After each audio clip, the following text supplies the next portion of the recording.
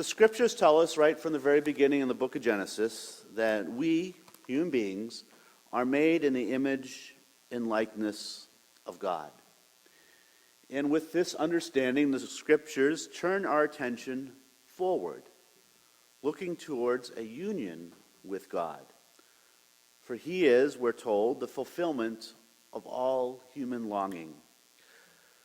What allows us to continue moving forward is keeping that goal in mind. At the same time, we recognize our limitations and our weaknesses, but we also acknowledge that the more we unite ourselves to God, the more we become, fully human, the more the creation that God has intended us to be.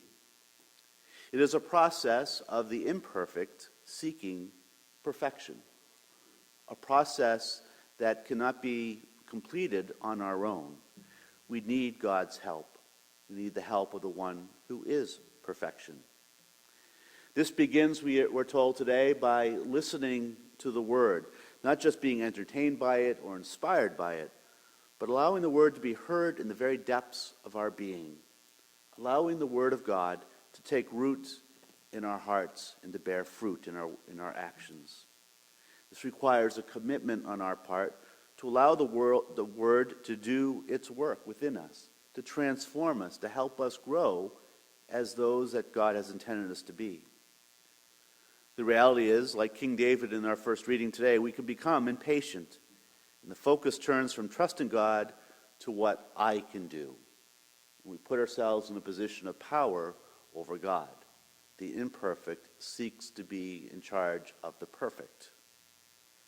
We can fill up our days with all kinds of prayers and devotions, but if we aren't listening for the Word and seeking God's will, even prayers and devotions can become objects of vanity.